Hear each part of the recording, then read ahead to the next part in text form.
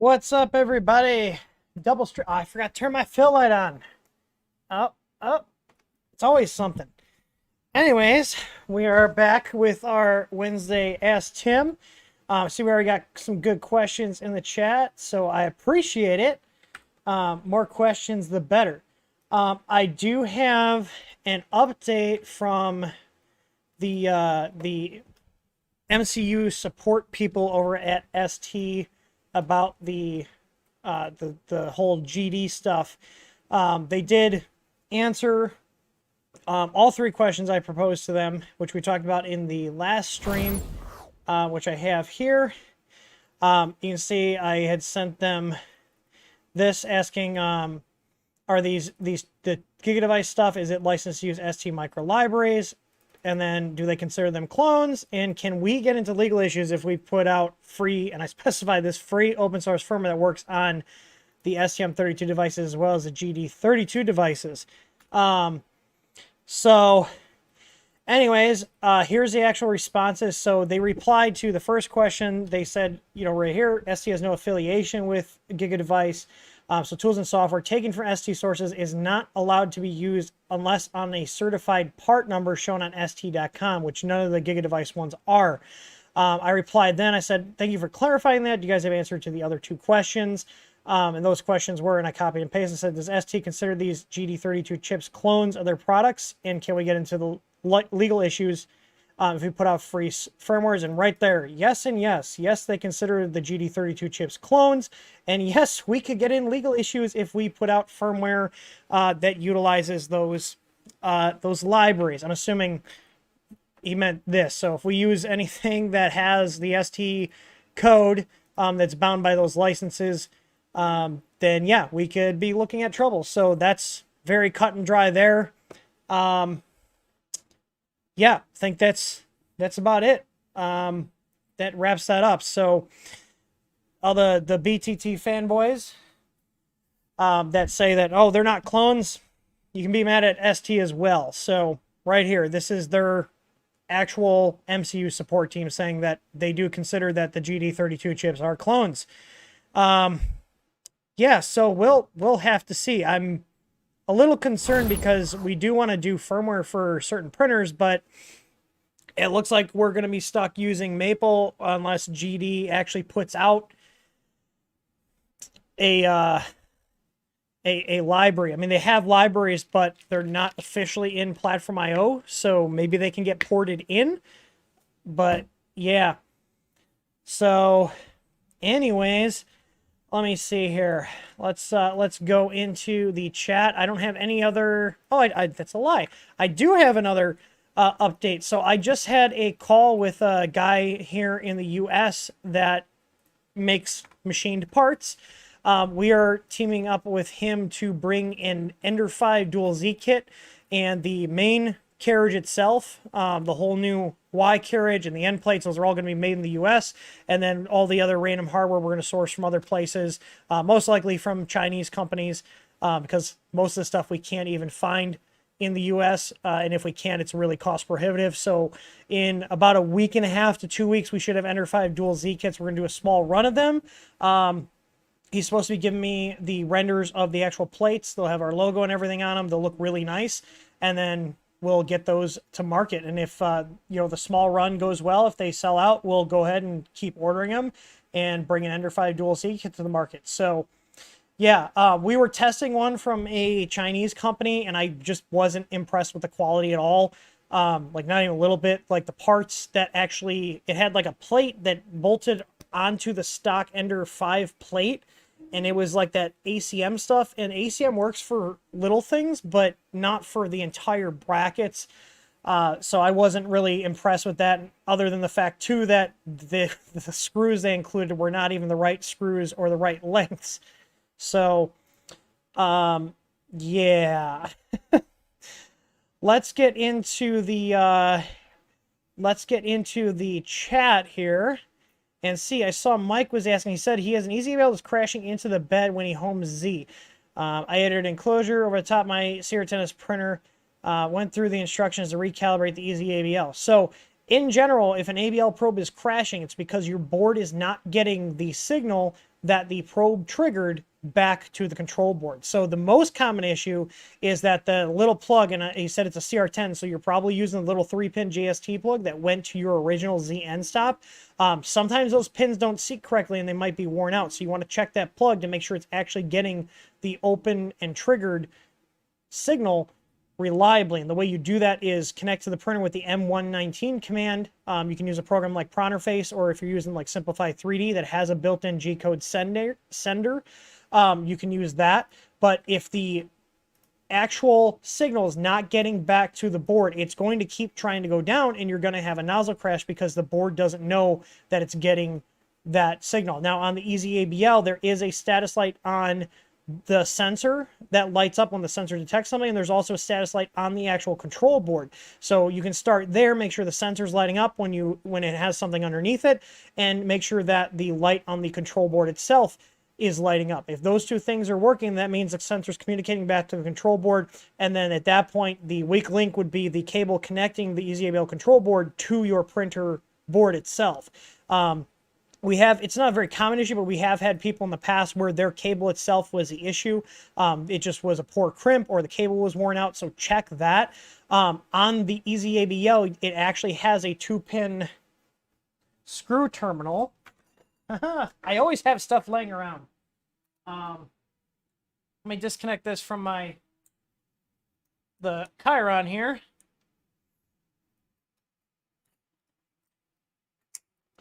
So if we look at the EasyABL control board, you'll see we have 2 sets of screw terminals. So the ones on this side, this is for power, and the ones over here is for the Z end stop. So if you're using the little white 3-pin JST and the plug itself is the issue, you can actually snip that off, strip the 2 wires, and put them into this terminal. So you can bypass the stock plug if the stock plug is the problem.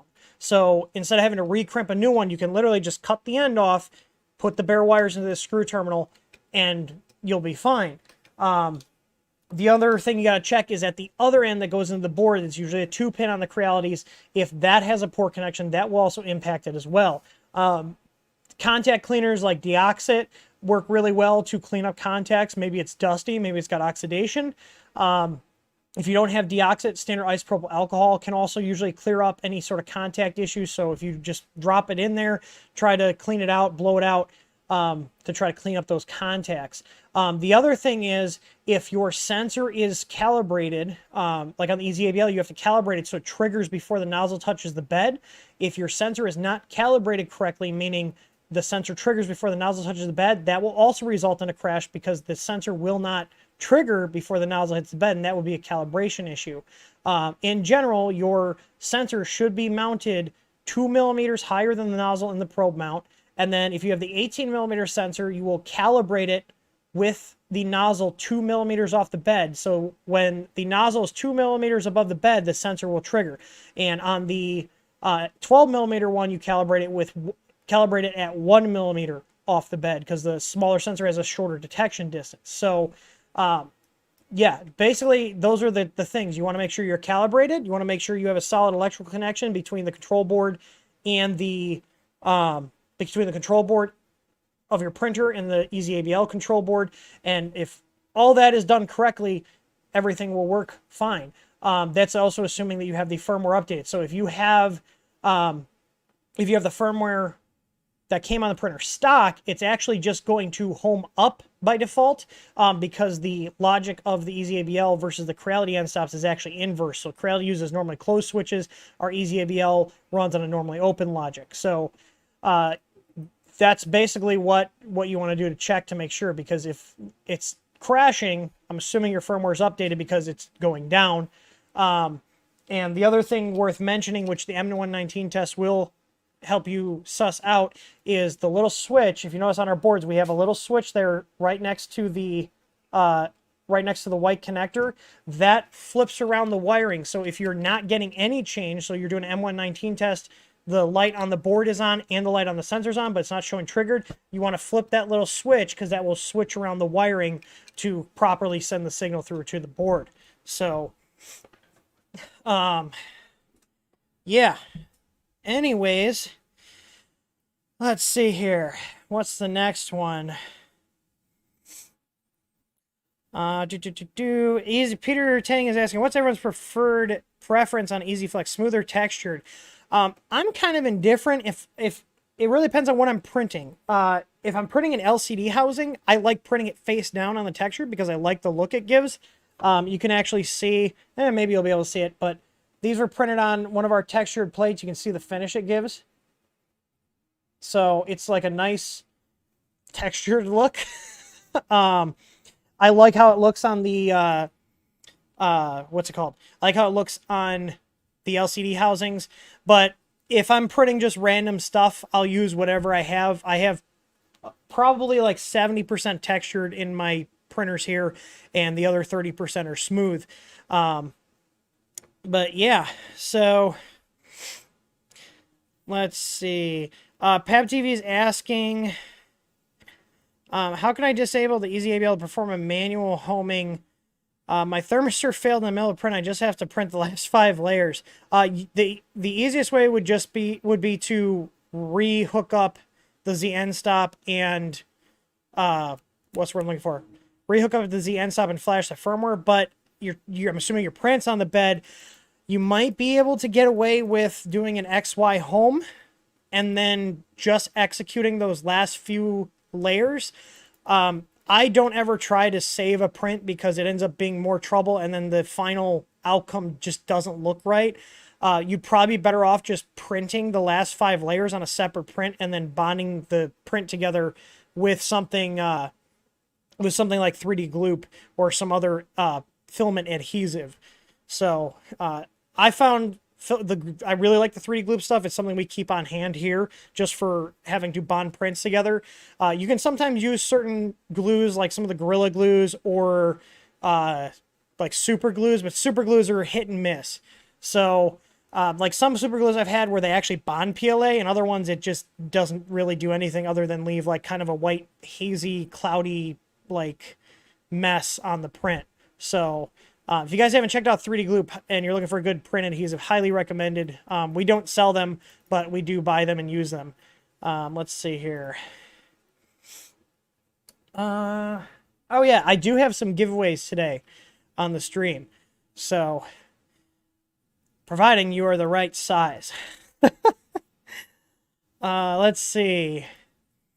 Dynamic Verso says, I'm having trouble with the surface of walls on one side or another of PET G prints. The surface artifacts occur on both sides of the walls. It doesn't occur with PLA. Just having that information, I'm hoping you posted a picture in the Livestreams channel on Discord. Did you? Did you? I don't see anything. If you're getting artifacts on the walls, it's usually due to moisture in the filament. PET G is hygroscopic. It's not as bad as nylon. Nylon's probably the worst when it comes to absorbing moisture out of the air. But usually if you're having like kind of like a bubbly like kind of deal, it's usually because there's moisture in the filament. So, yeah. Let's see.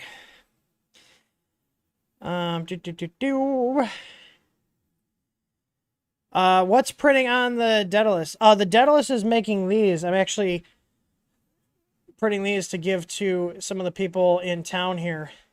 It's I actually made this in Fusion. It's a little stand. I actually took our city's logo, converted it to an SVG, and then extruded it in Fusion. So it's got our little thing here. So this was printed on the Ender 6. The Daedalus is printing one out as well. And the Ender 6 is printing a couple more too. So let's see. Do I have the STL for the EasyABL control board out publicly? Yes, in the firmware download is the case for the ABL control board. So you can reference that. Let me see here. Vic has, I installed a TH3 screen on Ender 5 Plus Unified 2. Your team was very helpful in debugging my issue. Recommended enabling the lead screw option. In layman terms, what the hell is that? So the lead screw option for Ender 5 and the Ender 5 Plus, well, the Ender 5 Plus shouldn't need it unless Creality changed the, please tell me they didn't change them. So in the firmware, there's an option for to change the lead screw steps per millimeter. On the Ender 5 Plus, as far as I know, they all shipped with what are called 2-start lead screws. So the pitch is a little less aggressive. So like 2-start, the pitch is like this, and the 4-start, the pitch is like this. And the 4-starts need 400 steps per millimeter, and the 2-starts need 800 steps per millimeter. Now the Ender 5s originally shipped with a 4-start lead screw with a 400 step per millimeter requirement. And then they later changed to a 2-start lead screw, which is 800 steps per millimeter, to prevent the bed from dropping down. So the less aggressive lead screw pitch makes it harder for the bed to fall down under its own weight. We have two machines, two like early Ender 5s that have the 4-starts, and we don't have issues with the beds dropping. But I know some people have had that. So... But the Ender 5 Plus, as far as I know, and now you're going to make me review the code, which I'll do later. No one wants to watch me dig through code. But as far as I know, the Ender 5 Plus always shipped with the 2-start lead screws because of how big and heavy that bed was. So, but I'll double check. So in short, that dual lead or that lead screw option for the Ender 5 Plus actually shouldn't do anything because it's going to change the steps per millimeter, but it should already be set up to have that higher step per millimeter because the 5 Plus only came with, as far as we know, only came with the 2-start lead screw, which is 800 steps per millimeter. So,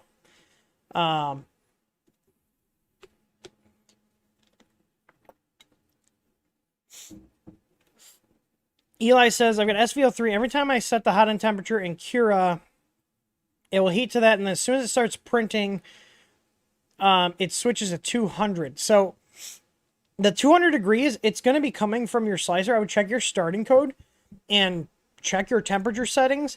You might have something in your starting code that's changing it to 200 degrees because the printer boards should only do, if the firmware is set up correctly, should only do what the G-code instructs it to. So if the G-code instructs it to set your Hotend to 180 or 210 or 220 or 230 or whatever, that's what it should do.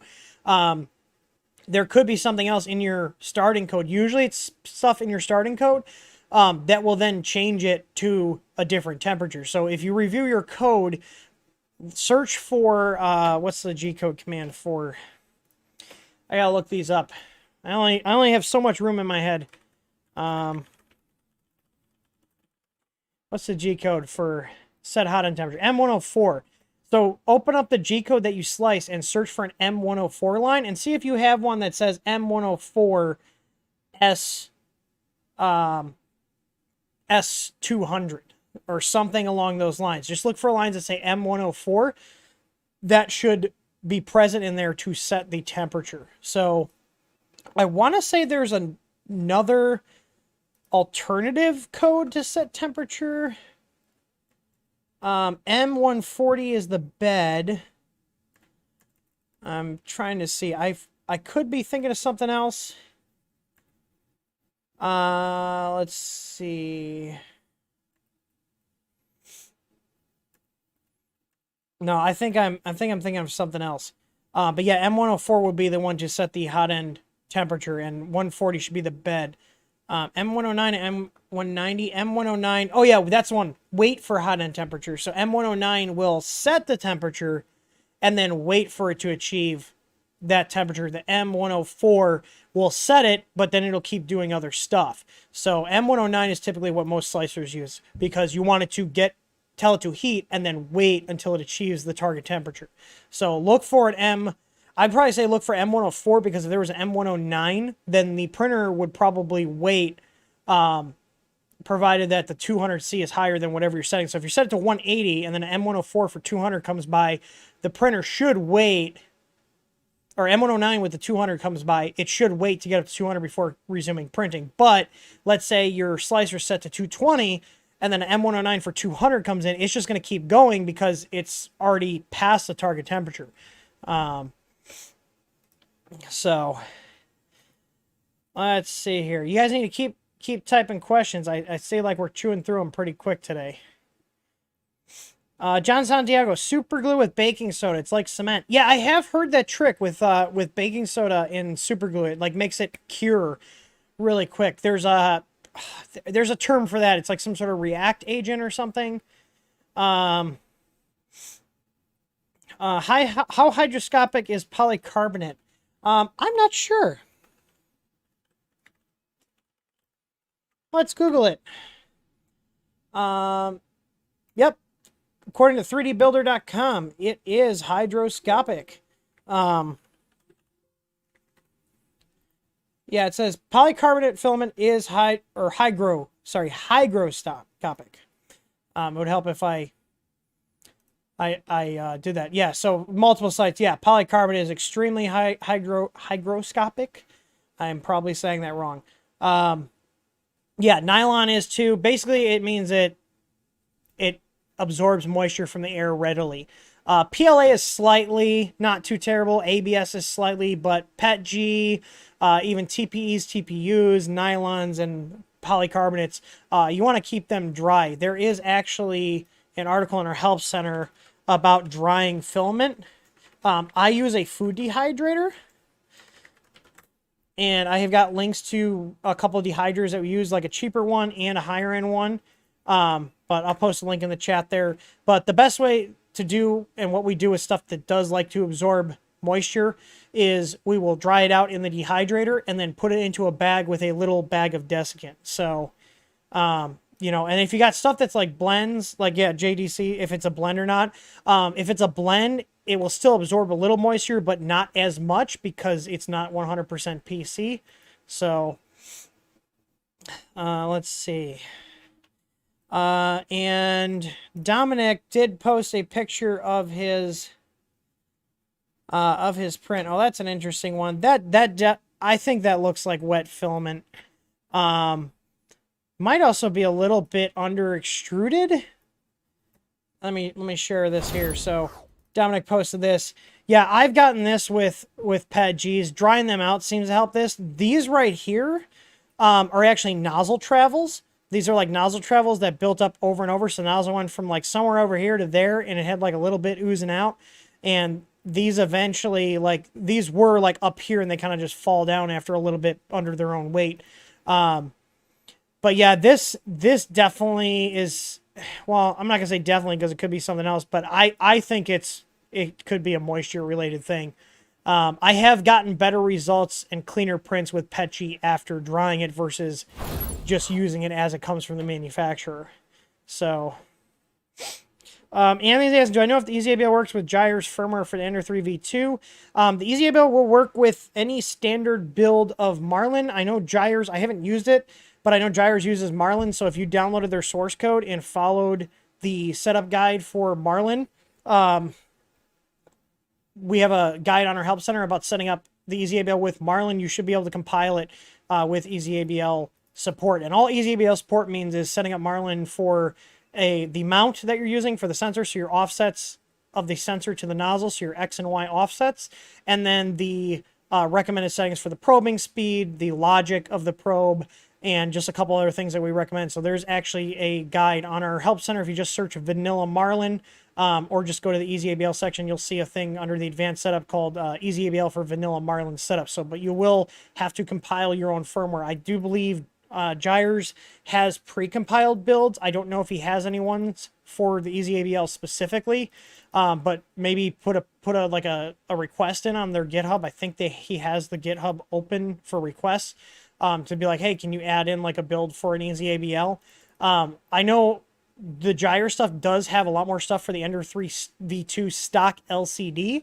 The problem is why we haven't pulled anything in from his is because we only pull source code from Marlin right now. So if it's in Marlin, then it gets pulled into our stuff. So there have been some updates to the Ender 3 V2 stock LCD with Marlin 2.0.9.1, which is what we're using. From what I'm told now, the live baby stepping does work. It's just through the Z offset option on that printer's LCD screen. In the past, it just was the Z offset. It didn't actually do a live adjustment, but Peter, one of our support techs, he has an Ender 3 V2. We sent him. He's been playing with it, and he told me that, yes, the live adjustment does work. So, but yeah, ideally, if Gyre's migrated his code customization for the 3v2 into Marlin, then it'll be a lot easier for it to get out to more people. And then we'd also be able to pull that into our firmware too.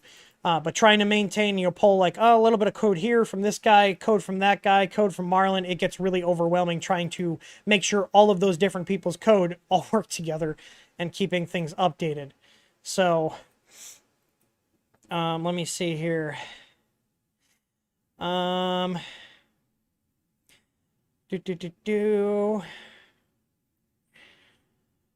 Oh, Dan is stuck at home with the human malware. Oh man, that does not sound good. I wish you a speedy recovery, my friend. Just make sure you're staying hydrated and don't sit around too much. No one wants to get cramps and blood clots from sitting in bed too much. Let's see here.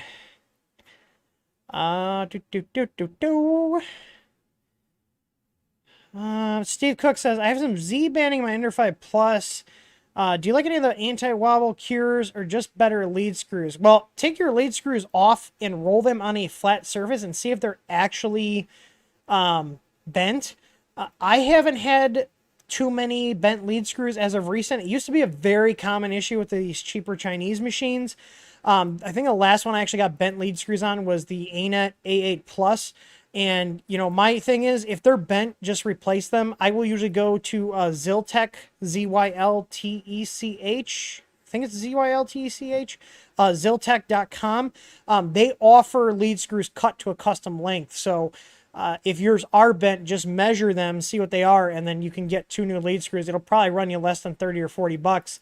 Better yet, if the printer's relatively new and in warranty, contact Creality and send a video of it rolling across the table. If it's bent, you'll hear it kind of go whoop, whoop, whoop. If it's not bent, then it should roll smoothly and the sound will be uniform on the flat surface. So ANET did offer to send me out new ones, but they ended up actually giving me a partial credit because I went and bought my own. I was like, hey, these were bent. I bought new ones. They cost me like 30 bucks. Can you guys refund me for it? And they were like, yeah, sure. So Peter's asking, Ender 6, easy about Pro or the Pro Mini? Just go with the regular Pro. There's plenty of room on that hot end. The only time you should go with the Pro Mini is if you're doing like a custom mount that you're designing that you want like really, really tight integration and make it really compact. But otherwise, if you're just using the standard mounts that we supply, then just use the 12 mil or use the 18 millimeter. So, let's see. Eli, I think Eli was the one asking about, no, that's not the Z banding.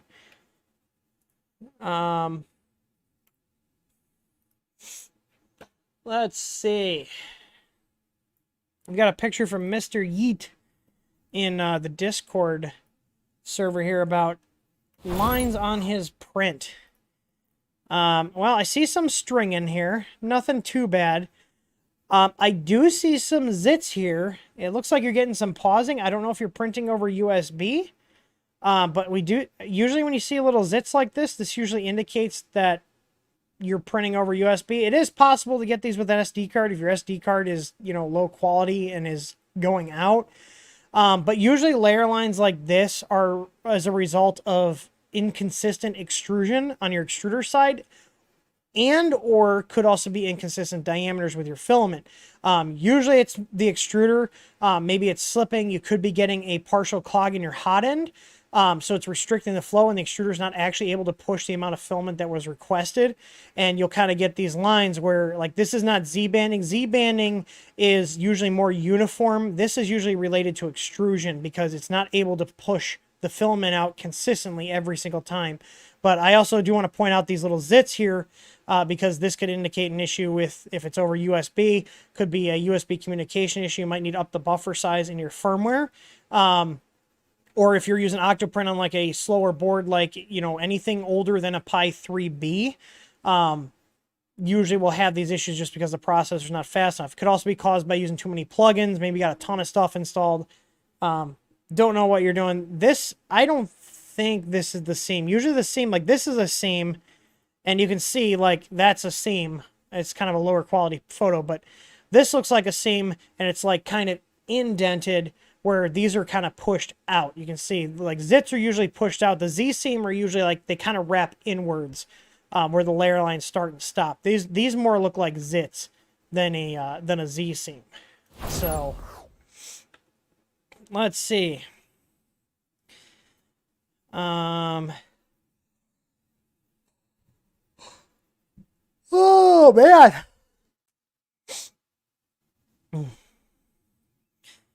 I don't know who Eli is in Discord. I'm assuming that's that. Mito says his BL Touch keeps resetting during a print. Is it possible to disable it once the print starts? So the BL Touch, if it's resetting during a print, that usually indicates a wiring problem. You should sort out the wiring problem because you can't like disable it. When a BL Touch initializes, it tests the pin, so it'll deploy the pin. It'll kind of like go in and out a couple times to test itself. But it's not going to be able to be disabled unless you physically disconnect it. If your BL Touch is resetting during a print, you should track down your wiring and make sure all the connections are tight, make sure nothing is loose, make sure nothing's damaged as well.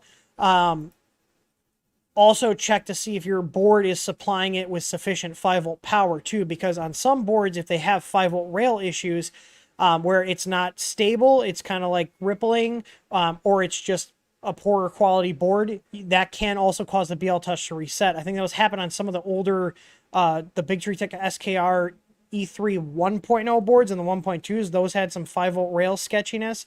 So, but yeah, usually with a BL Touch, if your thing is resetting, it's going to be a wiring problem. You should usually check to make sure that the little DuPont plugs, I think that's what they're called, little DuPont plugs, make sure they're fully seated, because I have noticed that over time, as you unplug and plug in them, they get looser and looser to the point where they just don't make good contact. So, he says here, I'm using EasyBoard lights, so that should be fine. Yeah, the 5-volt rails on those are good.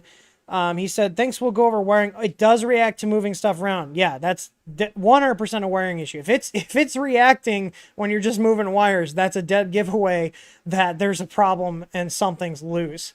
So, yeah, definitely check that out. And worst case scenario, what you could do is just eject the pins from the connector. If they are loose at the actual connector, eject the pins and just take like a little tweezer and just give them a gentle squeeze to kind of push the they're like a square in the connector, okay? And this square goes around the pin, and sometimes they open up and they're loose, and if you kind of give them a little squeeze so they're tighter and then put it on and don't take it off again, that can usually solve a poor connection issue. So if you like lift up, if you look at the plug, one side will have a little bit of metal exposed to it and the other side won't. It'll just be all plastic. The side that has the metal exposed to it, above it, so the side facing the wires, you can usually lift up a little tab and it'll eject. You'll then be able to eject the wire with the pin attached to it, and then you can kind of squeeze the pin a little bit. So let's see, you guys need to post more questions. I'm keeping up. Let's see here. So Left Field says, I've got an Ender 3 that's been in storage for a couple years. I've seen a lot has improved in newer versions. Would it be worth to rejuvenate and upgrade, or should I just buy a newer one? I would just get it out, see if it works. There hasn't been enough changes to justify replacing the printer. Not even a little bit. Save your money. Just go over it, see what's broken on it, because the reality is you could get a new one. You could have a whole nother new set of issues. You're not going to have like better print quality just going to a newer version of an Ender 3. We're going over our Ender 3s in our print farm right now, which have been in service for 2 years. Things are wearing out. The belts need to be replaced. The bearings are getting worn out. And we were talking about, do we buy new ones or replace? And I'm like, well, if we just replace all the motion components, all the wheels, the bearings, the belts, it's basically like a new printer, because the aluminum extrusion is not going to wear out. It's aluminum extrusion. It has, Delrin wheels riding on it. So if you replace all the motion components, the stuff that wears out, the bearings, the belts, that kind of stuff, you're basically going to get a new printer. The only thing to check would be the stepper motors, because the stepper motors do have bearings in them. I have, knock on wood, I haven't had any stepper motor bearings go out, but it is possible. But even then, you can unscrew the housing from the stepper motor and then just measure the bearing and get a new bearing, or just buy a new stepper motor. Stepper motors are cheap. So, let's see. Viper says he missed mine. Hang on. What did I miss? Viper, I don't see yours. I'm going to blame YouTube because I have the chat open. My first comment was from Jay Smallwood. I'm searching for you in here. I don't see anything from you. You're... Oh, wait. There it is. Never mind. YouTube search, or the search was not pulling it up. Kyle says, on the EasyBoard Lite, would you be able to use the EasyNeo adapter? Hang on. On the EasyBoard Lite, would you be able to use the EasyNeo adapter board? Will it clear the EXP1 and 2 adapter board?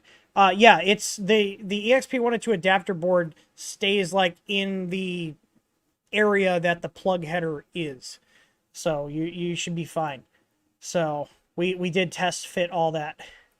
Oh, wait, I see I missed one from Jim. I need to get somebody that aggregates. I'm going to talk to people in Discord and see if someone's willing to aggregate questions so I don't miss anything.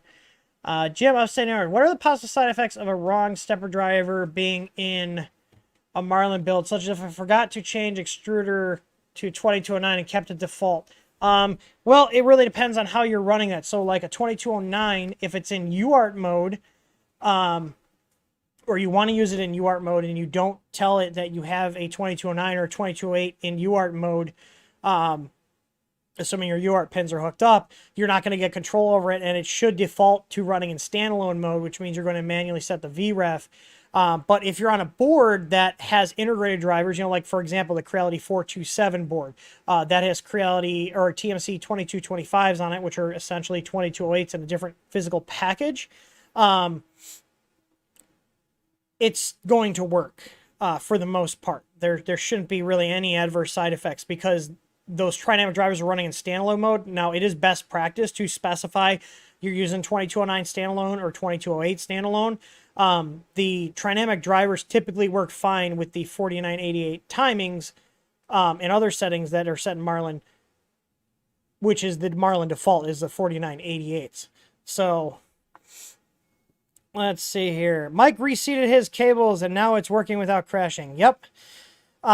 If you guys don't have, like, especially as things get older, we've had issues where stuff that's been set up for a couple of years, like pies dropping off the network, we're finding that we're getting oxidation on some of the connectors. So we picked up this stuff called Deoxit, DEOXIT, and it's a cleaner and contact enhancer. And we've had a lot of machines where the pies would just disappear off the network and the link lights would go down. Cleaning them with Deoxit has made those issues go away. So if you guys have machines that have been up for a while, then definitely go ahead and clean things up. Reseat connectors, clean them off. And again, if you don't have Deoxit, IPA on like IPA with a toothbrush works really well. I like the Deoxit stuff because it leaves behind a film that promotes better contact. So whereas the alcohol is just going to kind of clean it. It's not going to prevent it from oxidizing again. So did I miss anybody else's questions? My last question I'm at the bottom is when I read Kyle's saying I missed his. Tom Waffle's asking, can you have a bot or something auto-gather questions and put them somewhere? That sounds like a great idea. You should definitely write that bot. I'll look and see. Maybe someone else already made one. Like it grabs everything with a question mark at the end, but some people also don't put question marks. But then I can specify at least, hey, end your thing with a question mark. So the bot picks it up. Abe is asking about the new EasyBoard 2 Clipper question mark, MCU question mark. Clipper, we're TH3D support will not provide tech support for Clipper, but I am working with one of our guys in our Discord server that's a huge freaking Clipper nerd. And has more time to play with Clipper than I do. I am going to be sending him a board once we get the test ones in. So not only can he test it, but he's also going to generate an example config for the V2. And for the MCU, we're using STM32F4 series. So, and they will be genuine STM32s. We will not be using the GD chips. I don't care. I would rather not sell the boards than sell them with these, third-party clone chips. So I just don't trust them. I don't trust them. Let's see here. Let's see. Ducks of Doom. I bought an EasyAVL installed on the Ender 3 Max. When it does the auto, when it does, hang on, when I'm, this is a badly worded question. The extruder carriage doesn't get all to the right of the bed, maybe goes 75% to the right. I'm assuming what you're asking is how to make it probe more. So basically the probe cannot go out of the nozzle bounds. So when you're doing a probe with any probe, BL Touch or an Easy ABL, the firmware will not let the nozzle go off the bed. So if you're not, let's say your probe's mounted to the left of the hot end, and you're probing, when it does the probe on the right, it will go as far over as it can without the nozzle coming off the bed. So if it's mounted to the left, it's going to prevent it from doing it. And now it doesn't really matter because once it has the mesh, the software is going to interpret the tilt and warp of your bed to make an estimate of what the rest of the bed looks like outside of the probed area. And 99.9% of the time, it gets it right and it works. So, Abe, oh, it's the easy board. How many drivers? This is a 4-driver board. We want to do a 5, but because of the silicon shortage, we can't get the other MCU. We want to still stick with the F4 series from STM, but we can't get the F4 parts that we want. So STM makes their processors. There's like the same product families, and they basically have basically the same chip.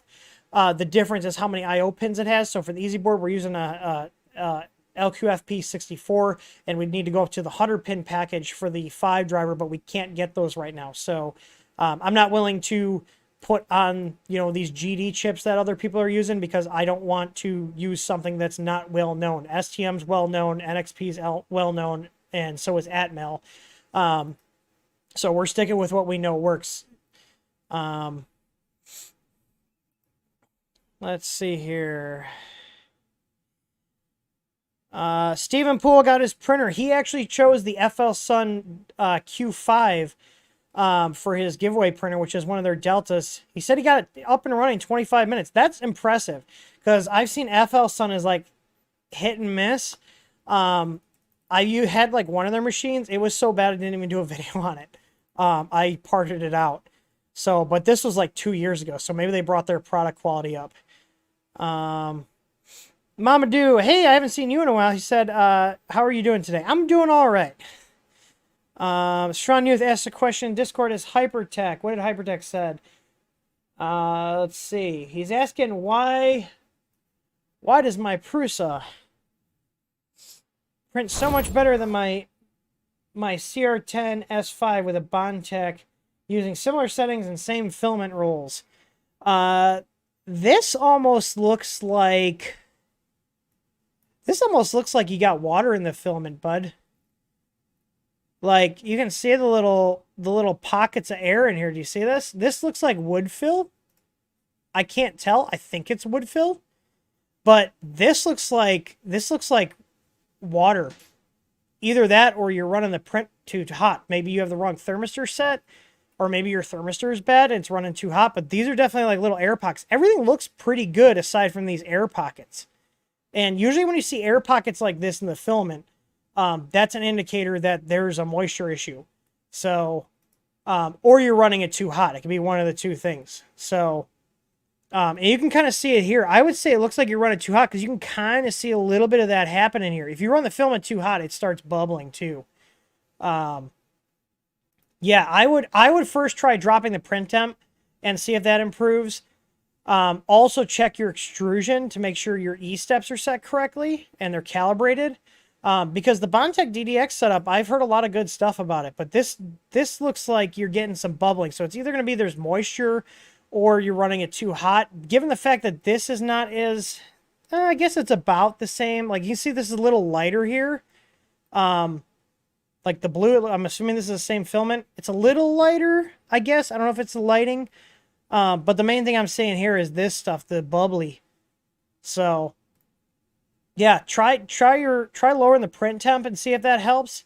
If not, try drying the filament out. I would also check too, because I've had instances where the what's the word I'm looking for? My motion sensor turned my lights off on me. I've had instances where the thermistor was set to the wrong value, and when I was telling it to go to like 200, it was really at 230. So double check and see. And also bad thermistors can do that too. Thermistors are, I wouldn't call them like a consumable item, but they are definitely something that needs to be kept an eye on, and they will eventually need to be replaced. I mean, everything's going to wear out eventually. Thermistors are usually not something that like wears out. They usually suffer damage because of end users before they have problems. But it's not outside of the realm of possibilities. I also just realized the automation didn't kick off for the 2 lights that usually come on for the live stream. So Jonathan Barnes is asking, did you see a 3D printer to unbox the Sidewinder X2? It had ferrules on the wires. Miracles do happen. That's good. That's good. That's what we want to see. We don't want to see tinned wires. Is that all the questions? Did I catch up again? Let's see. Ducks of Doom said he's giving more info. He said the probe is mounted on the right side of the nozzle. The nozzle in the bed level test goes to the very far right of the bed, but maybe goes only to 75% of the right side. So in the firmware, if you read the firmware, there is an edge setting, and by default, I believe we have that set to 35 millimeters. So the edge setting tells the probe how far out to go to all edges, and it does account for the nozzle boundary still too.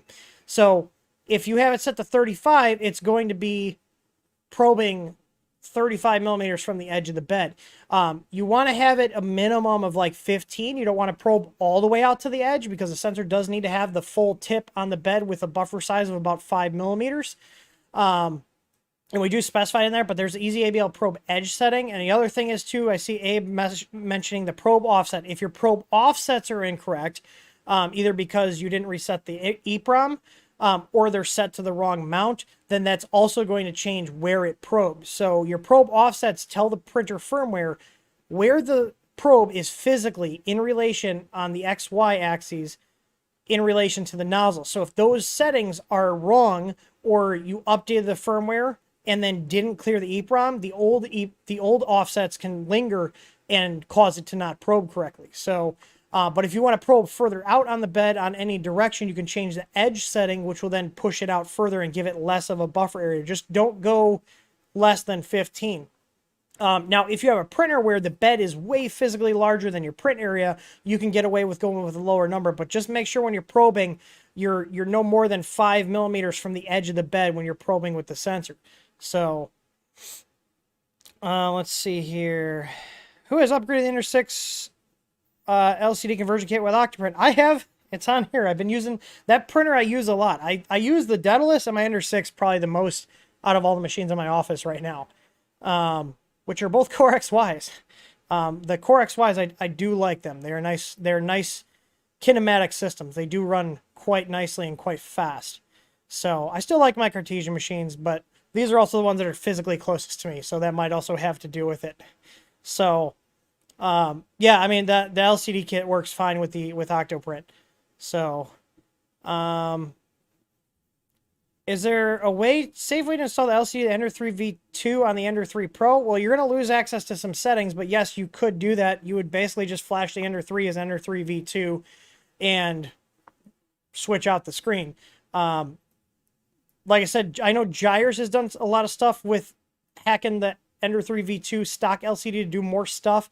But the official Marlin, they added some new things to the 2091 build, but not a ton. I wish Gyres would submit a pull request with his changes so it could get into Marlin. So, Viper, how is that new bed mount setup working for you? We sent him out a new design of the S5 camera arm. I'm wondering how that is. Ping me on Discord because I have adapter pieces to put a camera on the end. I realized I did not send you those. So, those might help unless you made your own. Maybe you made your own and you said screw it. But I do have some made for that arm we designed. Oh yeah, Discord's over here.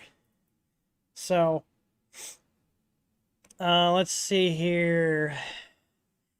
How do you determine the belt size for a printer? I have some S8. The Y belt is 10 millimeters wide. I'm having to adjust more frequently and has an insanely annoying squeak. So usually if your belt is squeaking, it's because it's rubbing something's out of alignment. Normally most printer beds, I can't remember how the S8 attaches, but normally they kind of like go in to the carriage and there's like a ferrule crimped on the end of it. And the slot that goes into has some play in it. So if it's not perfectly centered and the belt's not perfectly lined up all the way down, what'll happen is as the bed's moving back and forth, it causes the edge of the belt to rub on the edge of the idler.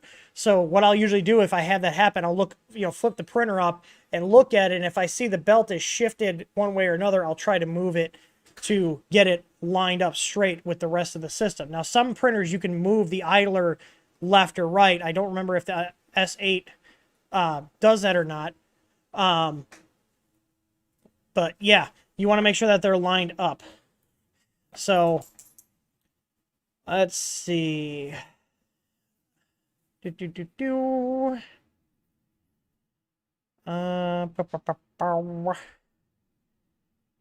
mod. What are you guys talking about the portal mod? R Mills is asking, so what size would you need? Wait. I don't know what you're asking, R Mills, unless I'm like in the middle of a conversation that I'm only catching part of. Somebody asked, are you happy with how the back to school sale went? Thanks for doing it. It went all right. I got to find some more plugins for our site to kind of automate the sales stuff, because most of what you guys saw with stuff going on sale was literally me at my computer manually doing it, and that was rough. Which is why I think the last day I was like an hour late to putting the bundles on sale, because I had stuff going on because on the weekend. But let's see. IMC, my question doesn't show in chat. Did somebody remove it? Did one of the moderators block you? I actually don't see any IMCs in Discord. You can post your question in Discord. I don't know. I don't have anything from IMC on my end. But we got time for a couple more questions. So, John Santiago, I want to replace the board of my Aquila or Crowley board. Will I need to replace the display? Likely. I would just put a 12864, and I believe people have told me, it could be a fever dream I had, but I believe someone told me they already changed the LCD out and flashed it with the Ender 3 firmware. The only thing is the Giga device chips, because VoxLab is also switching those out, which is why I'm kind of about doing firmware about it. So, and we want to talk about switching stuff out. It's really, I hate when companies change stuff after release. For example, when I ordered the Aquila, people were telling me about, oh, Tim, you got to get the Aquila. You got to get the Aquila. It's such a good printer. I looked up, there was like one review out from, I think it was 3D Print Beginner, and he had pictures of everything. He did a really good job on the review, and he had pictures of the board, and it showed an STM32 chip. Then when I got it, it's got the Giga device clone. That's bad. They should have some sort of marking to indicate that it's a different, like maybe a V1.1 or something. Because I was disappointed that it got something different, and now after finding out more about these chips, it looks like it's probably going to be a pain in the ass to do any mods to it. So if you're using it stock, I guess it doesn't matter because the firmware works. But if you want to update to the latest Marlin, it's kind of up in the air right now once everything falls into place to see what happens with the Giga device chips in Marlin. I don't know what they're going to do. I don't want to see, Marlin get in trouble, but I get why they're doing it because of the shortage, but it puts customers in a awkward position, because if you go to flash the firmware and you're not privy to the chip differences, you might just flash it and be like, oh, I think it works, but then you have weird issues that you can't figure out. Yeah, but we're coming up on the hour mark. I actually started on time today, so I am going to wrap this up. I appreciate you guys stopping by. We do have a promo on the merch through our Teespring store. We do still have some of these hats left in our shop, and those are also on sale. Make sure you guys check it out. Before I go, though, I do have, if you guys like my my Angry Duck shirt, I have 3 of them here that we're going to give away, and I have an XL, I have a large, and I have a 2X. These literally came in today. They're brand new. So let's get a giveaway going, and I'll tell you which shirt size we're doing the giveaway for. So if it's your size, go ahead and enter. If not, then don't enter. So, and there's really no restrictions on where these can go to. We don't ship to places like India or China or anything. So hopefully, hopefully if you win, you're in one of the countries we ship to. So I'm going to do, we're going to do the large one first. And we're going to do the first keyword is going to be large ducky. So type large ducky in the chat if you want to be entered to win the large Angry Duck shirt. And then we'll go ahead and let you guys enter. And then we'll do the XL, and then we'll do the 2XL. So this one's for the large. It's got to be one word.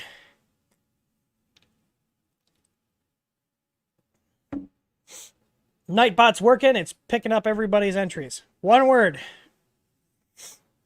Not two. Just one word.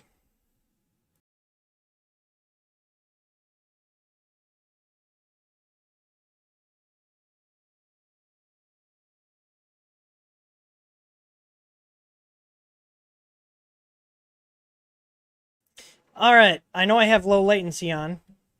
You only need to type it once. Having it more than once is not going to give you any better odds. All right. Let's see. Okay, you guys ready? I think everybody's caught up. The spam has slowed down. All right, we're going to roll it. And Autodrop 3D. Autodrop 3D. I know you know how to get in touch with me, so send me your address. This is your shirt. All right. The next one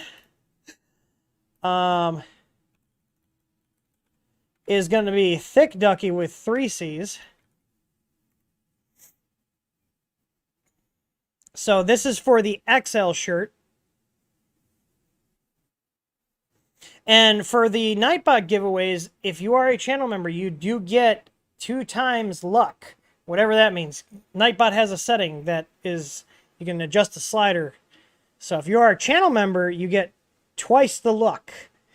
I don't know what it uses to determine that, but that's what it says. Maybe it enters the person's name in twice in its list. I have no idea, but figure give our channel members a little leg up there. So, yeah, thick with 3 C's. It's for the XL shirt. All right, I'm gonna wait for stuff to slow down. I figured it was a waste to order medium and small. I've met most of you guys in person at the events. I know the audience. I'm an XL too, so don't feel bad. All right, we're gonna go ahead and roll it. And Jim, upstate New York, you are the winner of the XL. So to claim your prize, email streams@th3dstudio.com and send me your phone number and address, and I'll get this sent out to you. All right, the last one is for the 2XL.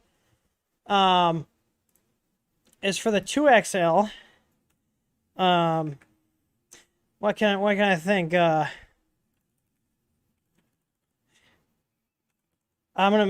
That's too wordy. We're gonna do Big Boy Ducky, but with an I. There we go. This is for the 2XL, which is right here. 2XL. It's the Gildan cotton. I think these other ones are Hanes. No, this one's a Gildan, which is what I'm wearing right now. I like Gildan shirts, and the large is their Comfort Soft Hanes.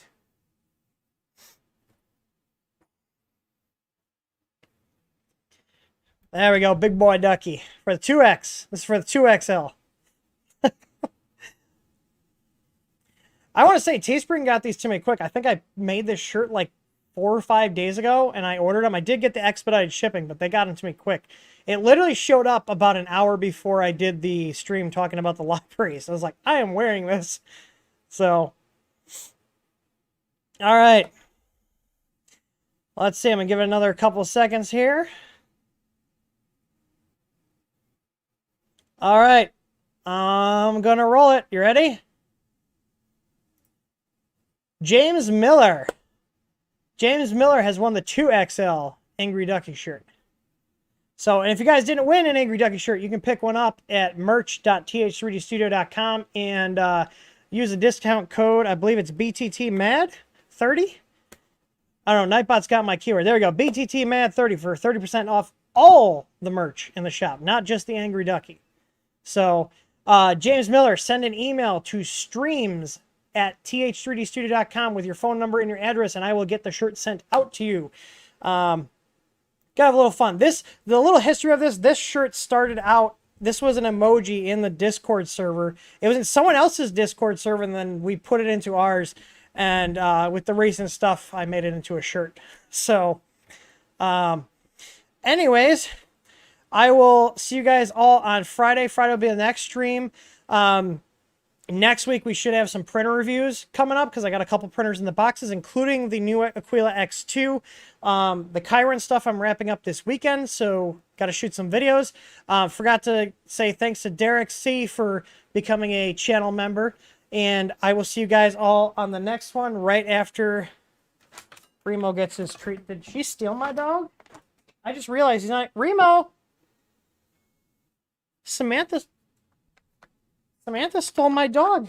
I just realized that. She took my baby. See, he's usually so quiet. It's okay. I'll give him a treat when I go in the house. I just realized that she stole him. So, that's good. He's such a good dog. So, alright guys. I hope you guys had a good time. I hope you guys enjoyed the shirts. And like I said, make sure to check out our merch store. And the only thing that's not on our merch store is these hats. And we've got a few left. So, I will talk to you guys later. And as always, happy printing.